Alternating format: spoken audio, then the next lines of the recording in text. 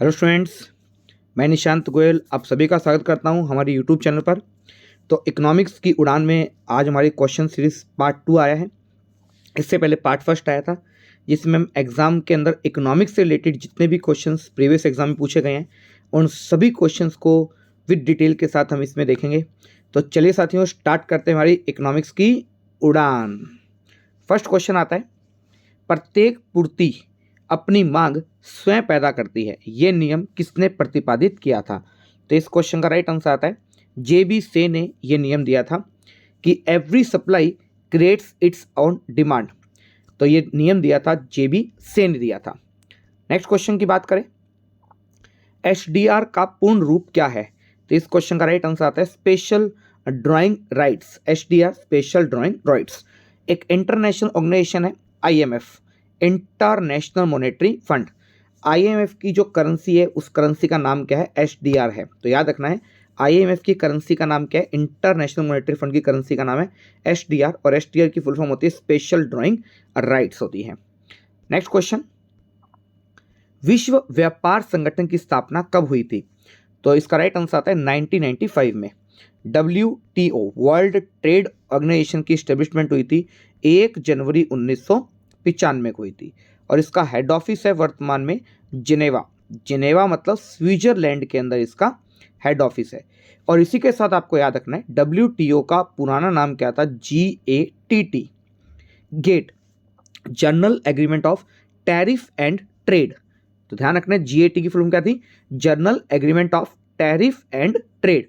और इसका 1995 के अंदर नाम चेंज कर क्या कर दिया? वर्ल्ड ट्रेड ऑर्गेनाइजेशन कर दिया। हेड ऑफिस जिनेवा में है और इसका काम क्या है? इंटरनेशनल ट्रेड के लिए क्या करता है? ये नए रूल्स बनाता है। और वर्तमान में WTO के अंदर मेंबर्स कितने हैं? तो याद रखना है 164 मेंबर्स हैं। इंडिया भी WTO का क्या है? मेंबर है। तो इस क्वेश्चन का आंसर आता है 1995।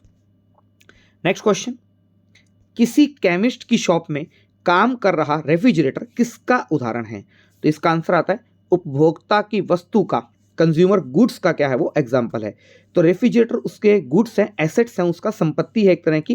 किसी केमिस्ट की शॉप पर जो वो दवाई वगैरह को फ्रीज करने के लिए रेफ्रिजरेटर का यूज़ करते हैं तो वो उसकी कंज्यूमर की प्रोडक्ट के अंदर वस्तु के अंदर आता है, गुड्स के अंदर आता है वो चीज़। नेक्स्ट क्वेश्चन की बात करें, भारत में शेयर बाजारों के लिए मुख्य नियंत्रक का कार्य कौन संगठन करता है? तो कौन सा संगठन करता है? आंसर आता है भारतीय प्रतिभूति विनियामक बोर्ड करता है, शॉर्ट में से कहते हैं सेबी। सेबी की इस्टेब्लिशमेंट हुई थी 1988 में, लेकिन सेबी ने काम करना, वर्किंग कब करना, कब शुरू किया? 1992 में। सेबी का हेड ऑफिस कहाँ पर है? दलाल स्ट्रीट मुंबई में इसका हेड ऑफिस है। करंट टाइम पर इसकी चेयरपर्सन है माधवी बुच। करंट टाइम पर सेबी की चेयरपर्सन याद रखना है माधवी बुच है। नेक्स्ट क्वेश्चन, भारत में सबसे पुराना मजदूर संगठन कौन सा है? तो इसका राइट आंसर आता है अखिल भारतीय मजदूर संघ कांग्रेस। ये भारत का सबसे पुराना मजदूर लेबर यूनियन ऑर्गेनाइजेशन है।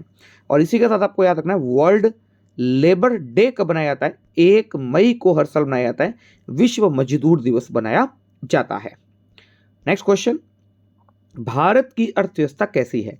तो राइट आंसर आता है विकासशील। इंडिया की इकोनॉमी कैसी है? डेवलपिंग इकोनॉमी है। और अमेरिका की बात करें तो अमेरिका, इकोनॉमिकली बात किया जाए तो पूरी दुनिया में जितने भी देश हैं उन्हें इकोनॉमिकली 3 पार्ट्स में डिवाइड किया गया है, विकसित, डेवलपिंग विकासशील एंड अंडर डेवलप अविकसित देश। और भारत किस प्रकार का देश है? तो विकासशील देश है। चाइना किस प्रकार का देश है? विकासशील देश है। अमेरिका विकसित देश है। ब्रिटेन, रशिया, ये सारे कैसे देश हैं? विकसित देश हैं। तो इकोनॉमिकली भारत जो है वो विकासशील देश है, अभी डेवलपिंग कंट्री है, आगे काम कर रहा है। हम एग्रीकल्चर सेक्टर में परफेक्ट हैं, इंडस्ट्रीज पर हम धीरे धीरे काम और कर रहे हैं और सर्विस पर हम ज़्यादा काम करने की कोशिश कर रहे हैं। इसी को क्या कहते हैं? विकासशील देशों की श्रेणी में लाया जाता है।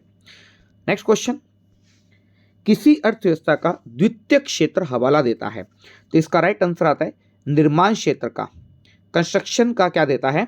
हवाला देता है। तो याद रखना है कंस्ट्रक्शन का। सेक्टर की बात करें तो 3 प्रकार के इकोनॉमी सेक्टर होते हैं, primary, secondary and tertiary. Primary जिसे हम कहते हैं एग्रीकल्चर, सेकेंडरी जिसे हम कहते हैं निर्माण क्षेत्र या कंस्ट्रक्शन या मैन्युफैक्चरिंग, एंड टर्सरी जिसे हम कहते हैं सर्विस सेक्टर। तो किसी अर्थव्यवस्था का द्वितीयक क्षेत्र किस नाम से जाना जाता है? निर्माण क्षेत्र में। इसके अंदर कच्चे माल से पक्का माल तैयार करना किस में आएगा? कंस्ट्रक्शन में आता है, निर्माण क्षेत्रों के अंदर, मैन्युफैक्चरिंग यूनिट्स के अंदर आता है। नेक्स्ट क्वेश्चन की बात करें, केंद्र और राज्य के बीच वित्तीय विवादों के निपटारे हेतु मुख्य एजेंसी कौन सी है? तो राइट आंसर आता है वित्त आयोग, फाइनेंस कमीशन। तो सेंट्रल और स्टेट्स के बीच में जो फाइनल डिस्प्यूट होता है, फाइनेंशियली डिस्प्यूट होता है, वो कौन करवाती है? तो वो कराती है फाइनेंस कमीशन, वित्त आयोग करवाता है। नेक्स्ट क्वेश्चन की बात करें, आज के लास्ट क्वेश्चन की, तिलहन उत्पादन कार्यक्रम कब प्रारंभ किया गया? तो इसका राइट आंसर आता है 1990 के अंदर तिलहन उत्पादन कार्यक्रम प्रारंभ किया गया था।